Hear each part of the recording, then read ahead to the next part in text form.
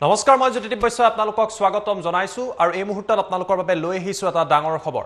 আজি কৃষক মুক্তি সংগ্ৰাম সমিতিৰ তৰফৰ পৰা সংবাদ মেলৰ আয়োজন কৰা হৈছিল আৰু এই সংবাদ মেলত সংগঠনটোৱে স্পষ্ট কৰি দিছে যে কৃষক মুক্তিৰ নেতা অখিল গগৈক যেতিয়ালৈকে মুক্তি দিয়া নহয় তেতিয়ালৈকে কাইলৈৰ পৰা তেওঁলোকে আন্দোলনৰ কাৰ্যসূচী আৰম্ভ কৰিব আৰু সৰ্বানন্দ সোণোৱাল নেতৃত্বাধীন চৰকাৰখনৰ বিৰুদ্ধে ৰাজ্যজুৰি অখিলৰ মুক্তিৰ দাবীত কৃষক মুক্তিয়ে আন্দোলন কৰিব। এই মুহূৰ্তত সেই গুৰুত্বপূৰ্ণ খবৰটো আমি আপোনালোকক জনাই আছো। কৃষক মুক্তি সংগ্ৰাম সমিতিৰ তৰফৰ পৰা আজি কোৱা হৈছে যে কৃষক নেতা অখিল গগৈক ষড়যন্ত্ৰমূলকভাৱে চৰকাৰে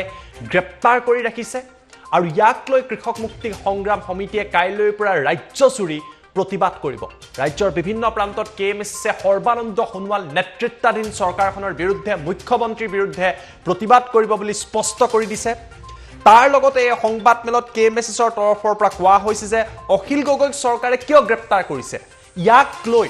চৰকাৰৰ এই সমগ্ৰ ষড়যন্ত্ৰক লৈ কৃষক মুক্তিয়ে এক পুস্তিকা প্ৰস্তুত কৰিব। এই পুস্তিকা তেওঁলোকে অসমৰ পৰিয়ালৰ কাষলৈ লৈ যাব। অসমৰ 50ৰ পৰা 63 লাখ পৰিয়ালৰ কাষলৈ যাব কৃষক মুক্তিৰ সদস্য আৰু ইয়াত কিদৰে অখিল গগৈক গ্ৰেপ্তাৰ কৰা হৈছে আৰু ইয়াৰ ফলত কা বিৰোধী আন্দোলনক কিদৰে স্তীমিত কৰিব বিচৰা হৈছে, টুল গেট কিদৰে খুলি দিয়া হৈছে, এই বিষয়বিলাক লৈ অসমৰ জনতাৰ কাষলৈ যাব কৃষক মুক্তিৰ সদস্যসকলে। যদি অখিল গগৈক 21ৰ নিৰ্বাচনৰ পূৰ্বে মুক্তি দিয়া নহয়, 21ৰ নিৰ্বাচনত কৃষক নেতা অখিল গগৈ মুক্তি মূল নিৰ্বাচনী বিষয় হ'ব কৃষক মুক্তিৰ বাবে। তাৰ লগতে অখিল গগৈ আইনী যুঁজৰ বাবে কৃষক মুক্তিয়ে জনতাৰ পৰা সাহায্যৰ আহ্বান কৰিছিল আৰু বৰ্তমান সময়ত 22 লাখতকৈও অধিক টকা জমা হৈছে। অসমৰ বিভিন্ন প্ৰান্তৰ লোকসকলে কৃষক নেতা অখিল গগৈ মুক্তিৰ বাবে যি আইনী যুঁজ তাৰ বাবে আৰ্থিকভাৱে সাহায্য আগবঢ়াইছে, সেই কথাও আজি সংবাদ মেলত কৃষক মুক্তি সংগ্ৰাম সমিতিৰ তৰফৰ পৰা স্পষ্ট কৰি দিয়া হয়। উল্লেখযোগ্য যে একাংশ কৃষক মুক্তিৰ নেতাই আজি ভাৰতীয় জনতা পাৰ্টিত যোগদান কৰিছিলে, তাক লৈ চৰ্চা চলিছিলে আৰু তাৰ মাজতে কৃষক মুক্তিৰ তৰফৰ পৰা কোৱা হৈছে যে সৰ্বানন্দ সোণোৱাল নেতৃত্বাধীন চৰকাৰৰ বিৰুদ্ধে কেএমএছে ৰাজ্যজুৰি কাইলৈৰ পৰা প্ৰতিবাদ কৰিব আৰু অতি পৰিকল্পিত আৰু ষড়যন্ত্ৰমূলকভাৱে সৰ্বানন্দ সোণোৱাল নেতৃত্বাধীন চৰকাৰখনে কৃষক মুক্তি সংগ্ৰাম সমিতিৰ নেতাগৰাকীক গ্ৰেপ্তাৰ কৰি ৰখাৰ কথা লৈ তেওঁ উল্লেখ কৰি কৈছে যে সমগ্ৰ বিষয়ে জনতাক জনোৱাৰ বাবে পুস্তিকা প্ৰকাশ কৰা হ'ব আৰু 50ৰ পৰা 63 লাখ পৰিয়ালৰ কাষলৈ গৈ কৃষক মুক্তিৰ সদস্যই কালিৰ পৰা কোৱা আৰম্ভ কৰিব যে কা আন্দোলনক স্তীমিত কৰাৰ উদ্দেশ্যে, টোল গেট খুলি দিয়াৰ উদ্দেশ্যে, নদীবান্ধ বনোৱাৰ উদ্দেশ্যে, নিৰ্মাণ কৰাৰ উদ্দেশ্যে এনেকুৱা উদ্দেশ্য আগত ৰাখিয়ে অখিল গগৈক ষড়যন্ত্ৰমূলকভাৱে চৰকাৰখনে গ্ৰেপ্তাৰ কৰিছে আৰু এই কথা জনতাক জনাই 21ৰ নিৰ্বাচনক বিজেপিক প্ৰত্যুত্তৰ দিয়াৰ বাবে চেষ্টা কৰিব বুলি স্পষ্টভাৱে প্ৰকাশ কৰিছে। আমাৰ লগত কৃষক মুক্তি সংগ্ৰাম সমিতিৰ যি সংবাদ মেলৰ তেওঁলোকে কি মন্তব্য কৰিছিলে সেই মন্তব্য আহি পৰিছে। সেই মন্তব্য এই মুহূৰ্তত টাইম 8ৰ দৰ্শকক দেখুৱাই দিছো। সকলোৱে জানে যে জাতিধ্বংসী নাগৰিকত্ব সংশোধনী আইনৰ বিৰুদ্ধে আন্দোলন কৰাৰ অপৰাধত অখিল গগৈ 2019 চনৰ 12 ডিচেম্বৰত যোৰহাটত তেখেতক কাৰাবন্দী কৰা হৈছিল আৰু তেখেতৰ কাৰাবন্দীত্বই আজি 263 দিন অতিক্ৰম কৰিলে, 8 মাহ অতিক্ৰম কৰিলে, এতিয়া প্ৰায় 9 মাহ চোঁ অৱস্থাত আছে। এই যে অখিল গগৈক যে ভুৱা গোচৰত যে গ্ৰেপ্তাৰ কৰি বন্ধ কৰি ৰখা হৈছে তাৰ বিৰুদ্ধে কালিলৈৰ পৰা কৃষক মুক্তি সংগ্ৰাম সমিতিয়ে সমগ্ৰ অসমজুৰি ব্যাপক প্ৰচাৰ অভিযান চলোৱা হ'ব। অখিল গগৈক এইদৰে ভুৱা গোচৰত গ্ৰেপ্তাৰ কৰি ৰখাৰ বিৰুদ্ধে কৃষক মুক্তি সংগ্ৰাম সমিতিয়ে অসমৰ প্ৰতিটো পৰিয়ালৰ ওচৰলৈ আমি এখন প্ৰচাৰ পত্ৰিকা লৈ যাম। আমি কম অসমবাসী ৰাইজক আকৌ এবাৰ আহ্বান জনাম, কম যে অখিল গগৈক ভুৱা গোচৰত গ্ৰেপ্তাৰ কৰি ৰখা হৈছে, কিয় অখিল গগৈক গ্ৰেপ্তাৰ কৰি ৰখা হৈছে, অখিল গগৈক গ্ৰেপ্তাৰ কৰি কাৰ স্বাৰ্থ পূৰণ কৰিব বিচৰা হৈছে, অখিল গগৈক গ্ৰেপ্তাৰ কৰি কেনেকৈ ইখনৰ পিছত সিখন টোল গেট খোলা হৈছে, অখিল গগৈক গ্ৰেপ্তাৰ কৰি কেনেকৈ বৃহৎ নদীবান্ধ বনাই থকা হৈছে, অখিল গগৈক গ্ৰেপ্তাৰ কৰি কেনেদৰে নাগৰিকত্ব সংশোধনী বিৰোধী আইন আন্দোলনটো স্তীমিত কৰি তোলা হৈছে, এই সকলো বিষয়ে অসমৰ ৰাইজৰ ওচৰত লৈ যোৱা হ'ব আৰু কাইলৈৰ পৰা ব্যাপক প্ৰচাৰ অভিযান চলোৱা হ'ব। অসমত 63 লাখতকৈ অধিক পৰিয়াল আছে আৰু কৃষক মুক্তি সংগ্ৰাম সমিতিয়ে টাৰ্গেট লক্ষ্য বান্ধি লৈছে যে অতি কমেও 50 লাখ পৰিয়ালৰ আমি কাষ চাপিম অখিল গগৈক ভুৱা গোচৰত গ্ৰেপ্তাৰ কৰি ৰখাৰ বিৰুদ্ধে। অসমত থকা 63 লাখতকৈ অধিক পৰিয়ালৰ অতি কমেও 50 লাখ মানুহৰ লগত আমি সম্পৰ্ক স্থাপন কৰিম। এখন প্ৰচাৰ পত্ৰিকা লৈ আৰু অসমৰ ৰাইজক আমি জনাম কম আহ্বান জনাম যে অখিল গগৈক ভুৱা গোচৰত গ্ৰেপ্তাৰ কৰি ৰখা হৈছে আৰু অখিল গগৈক গ্ৰেপ্তাৰ কৰি ৰাখি কিদৰে নাগৰিকত্ব সংশোধনী আইন বিৰোধী আন্দোলন স্তীমিত কৰি তোলা হৈছে আমি ৰাইজক কম অখিল গগৈক গ্ৰেপ্তাৰ কৰি ভুৱা গোচৰত গ্ৰেপ্তাৰ কৰি কিদৰে ইটোৰ পিছত সিটো নদীবান বনাই পেলোৱা হৈছে আমি ৰাইজক কম অখিল গগৈক গ্ৰেপ্তাৰ কৰি কিদৰে ইখনৰ পিছত সিখন টুলগেট খুলি থকা হৈছে আমি ৰাইজক কম অখিল গগৈক গ্ৰেপ্তাৰ কৰি কিদৰে অসমৰ কয়লা তেল সোণ এইবিলাক সকলো লুণ্ঠনৰ বাট মুকলি কৰি দিয়া গৈছে গতিকে বিজেপি চৰকাৰক আমি সাৱধান কৰি দিছোঁ কালিলৈৰ পৰা কৃষক মুক্তি সংগ্ৰাম সমিতিয়ে যি প্ৰচাৰ অভিযান চলাব সেই প্ৰচাৰ অভিযানে অতি কমেও অসমৰ 63 লাখ পৰিয়ালৰ 50 লাখ পৰিয়ালৰ পৰা আমি সম্পৰ্ক স্থাপন কৰিম আৰু সৰ্বানন্দ সোণোৱাল চৰকাৰক এইটো কথা স্পষ্ট কৰি দিব বিচাৰিছোঁ 2000 অখিল গগৈক যদি এইদৰে ভুৱা গোচৰত গ্ৰেপ্তাৰ কৰি ৰখাৰ ষড়যন্ত্ৰ তেখেতসকলে বন্ধ নকৰে নিৰ্বাচন পৰ্যন্ত যদি তাক মুক্তি দিয়া নহয় তেনেহ'লে 2021 বিধানসভা নিৰ্বাচনৰ এটা প্ৰধান দাবীয়ে হ'ব অখিল গগৈৰ মুক্তি আমি যি 50 লাখ মানুহৰ ওচৰলৈ যাম 63 লাখ পৰিয়ালৰ 50 লাখ পৰিয়ালৰ ওচৰলৈ যাম আৰু যদিহে অখিল গগৈক 21 বিধানসভা নিৰ্বাচনৰ পূৰ্বে সৰ্বানন্দ সোণোৱাল চৰকাৰে মুকলি কৰি নিদিয়ে 21 বিধানসভা নিৰ্বাচনৰ এটা প্ৰধান দাবী কৰি তোলা হ'ব অখিল গগৈৰ মুক্তি গতিকে সৰ্বানন্দ সোণোৱাল চৰকাৰক এতিয়া আমি আকৌ এবাৰ সাৱধানবাণী শুনাই দিব বিচাৰিছোঁ যে অখিল গগৈৰ বিৰুদ্ধে যিমানবিলাক ষড়যন্ত্ৰ চলাই আছে সকলো ষড়যন্ত্ৰ বন্ধ কৰক নহ'লে 21 বিধানসভা নিৰ্বাচনত অখিল গগৈৰ মুক্তি এটা প্ৰধান দাবী কৰি তোলা হ'ব আৰু এই দাবীৰ ভিত্তিত সৰ্বানন্দ সোণোৱাল চৰকাৰক ক্ষমতাচ্যুত কৰিবলৈ আমি চেষ্টা চলাম আৰু তাৰ কাৰণে কালিলৈৰ পৰা ব্যাপক প্ৰচাৰ অভিযান চলোৱা হ'ব অসমৰ 63 লাখ পৰিয়ালৰ 50 লাখ পৰিয়ালৰ লগত আমি সম্পৰ্ক স্থাপন কৰিম অখিল গগৈৰ আইনী যুঁজৰ সাহায্যৰ বাবে আমি অসমবাসী ৰাইজৰ ওচৰত আবেদন জনাইছিলোঁ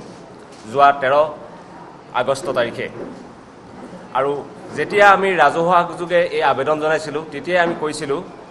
যে এটা নিৰ্দিষ্ট সময়ৰ মূৰে মূৰে আমাৰ এই আইনী সাহায্যৰ বাবে কিমান ধন জমা হ'ল আৰু ক'ত এই ধন খৰচ কৰা হ'ল তাক আমি ৰাজহুৱা কৰিম যোৱা 13 আগষ্টৰ পৰা আজি 31 আগষ্ট এই 18টা দিনত অখিল গগৈৰ আইনী সাহায্যৰ বাবে এতিয়ালৈকে জমা হোৱা মুঠ ধনৰ পৰিমাণ হ'ল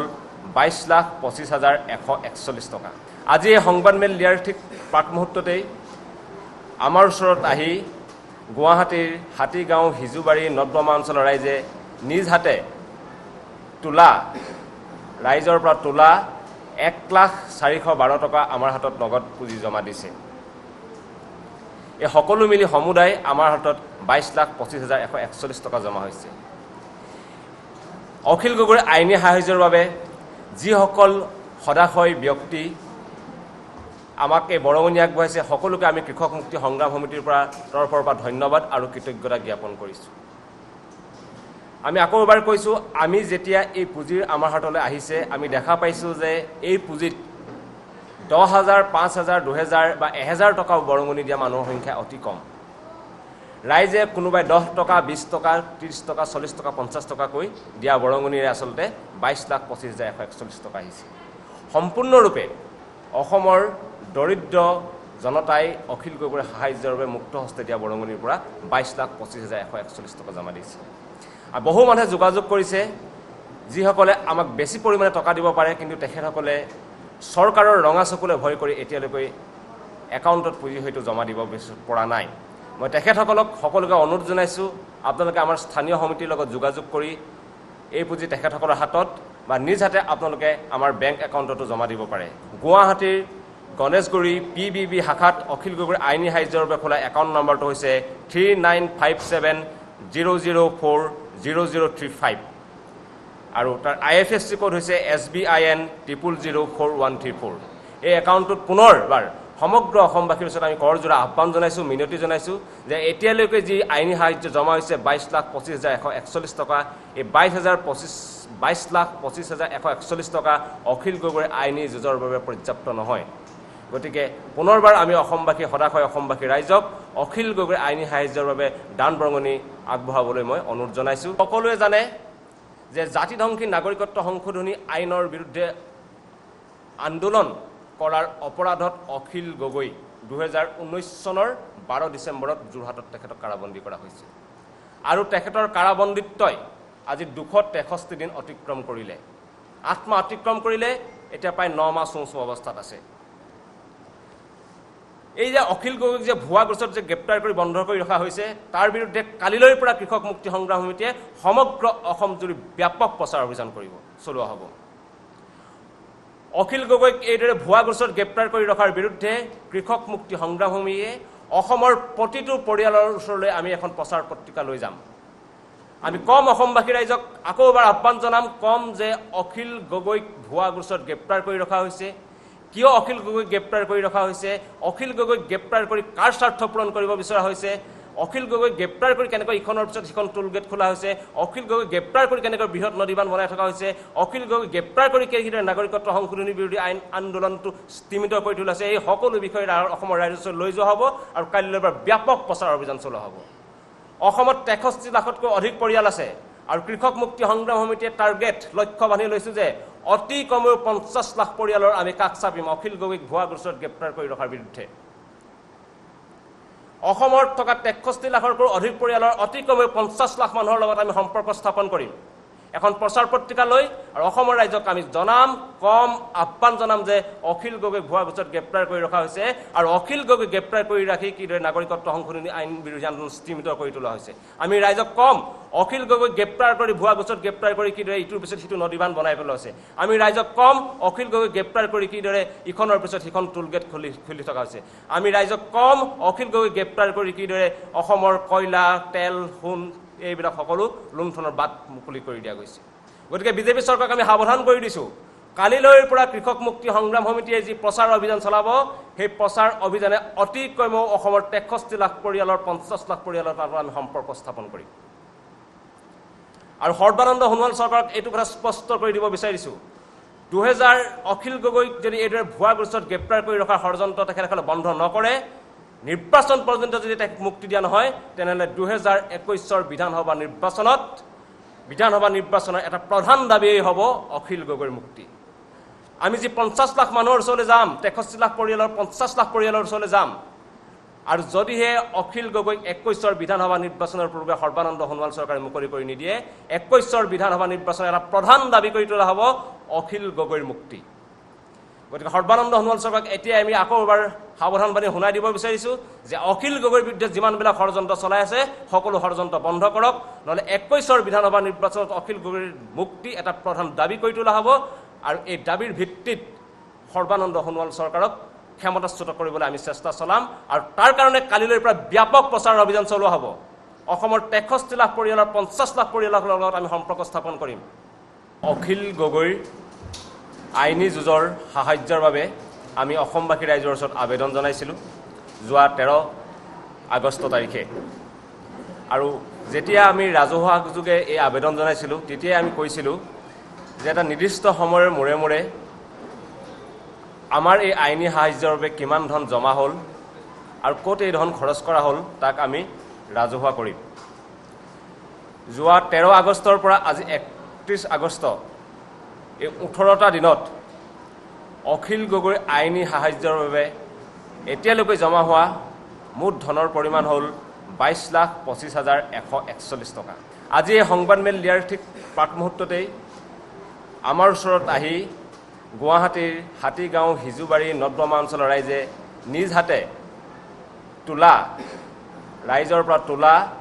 1,04,12 টকা আমাৰ হাতত নগদ পুঁজি জমা দিছে। এই সকলো মিলি সমুদায় আমাৰ হাতত 22,25,141 টকা জমা হৈছে। অখিল গগৈৰ আইনী সাহায্যৰ বাবে যিসকল সদাশয় ব্যক্তি আমাক এই বৰঙণি আগবঢ়াইছে সকলোকে আমি কৃষক মুক্তি সংগ্ৰাম সমিতিৰ তৰফৰ পৰা ধন্যবাদ আৰু কৃতজ্ঞতা জ্ঞাপন কৰিছোঁ। আমি আকৌ এবাৰ কৈছোঁ, আমি যেতিয়া এই পুঁজিৰ আমাৰ হাতলৈ আহিছে আমি দেখা পাইছোঁ যে এই পুঁজিত 10,000, 5,000, 2,000 বা 1,000 টকাও বৰঙণি দিয়া মানুহৰ সংখ্যা অতি কম। ৰাইজে কোনোবাই 10 টকা, 20 টকা, 30 টকা, 40 টকা, 50 টকাকৈ দিয়া বৰঙণিৰে আচলতে 22,25,141 টকা আহিছে। সম্পূৰ্ণৰূপে অসমৰ দৰিদ্ৰ জনতাই অখিল গগৈৰ সাহায্যৰ বাবে মুক্ত হস্তে দিয়া বৰঙণিৰ পৰা 22,25,141 টকা জমা দিছে। আৰু বহু মানুহে যোগাযোগ কৰিছে যিসকলে আমাক বেছি পৰিমাণে টকা দিব পাৰে, কিন্তু তেখেতসকলে চৰকাৰৰ ৰঙা চকুলে ভয় কৰি এতিয়ালৈকে একাউণ্টত পুঁজি হয়তো জমা দিব পৰা নাই। মই তেখেতসকলক সকলোকে অনুৰোধ জনাইছোঁ, আপোনালোকে আমাৰ স্থানীয় সমিতিৰ লগত যোগাযোগ কৰি এই পুঁজি তেখেতসকলৰ হাতত বা নিজ হাতে আপোনালোকে আমাৰ বেংক একাউণ্টতো জমা দিব পাৰে। গুৱাহাটীৰ গণেশগুৰি PBB শাখাত অখিল গগৈৰ আইনী সাহায্যৰ বাবে খোলা একাউণ্ট নম্বৰটো হৈছে 395700400335 আৰু তাৰ IFSC কোড হৈছে SBIN 0004134। এই একাউণ্টটোত পুনৰবাৰ সমগ্ৰ অসমবাসীৰ ওচৰত আমি কৰজোৰা আহ্বান জনাইছোঁ, মিনতি জনাইছোঁ যে এতিয়ালৈকে যি আইনী সাহায্য জমা হৈছে 22,25,141 টকা, এই 22,25,141 টকা অখিল গগৈৰ আইনী যুঁজৰ বাবে পৰ্যাপ্ত নহয়। গতিকে পুনৰবাৰ আমি অসমবাসী সদাশয় অসমবাসী ৰাইজক অখিল গগৈৰ আইনী সাহায্যৰ বাবে দান বৰঙণি আগবঢ়াবলৈ মই অনুৰোধ জনাইছোঁ। সকলোৱে জানে যে জাতিধ্বংসী নাগৰিকত্ব সংশোধনী আইনৰ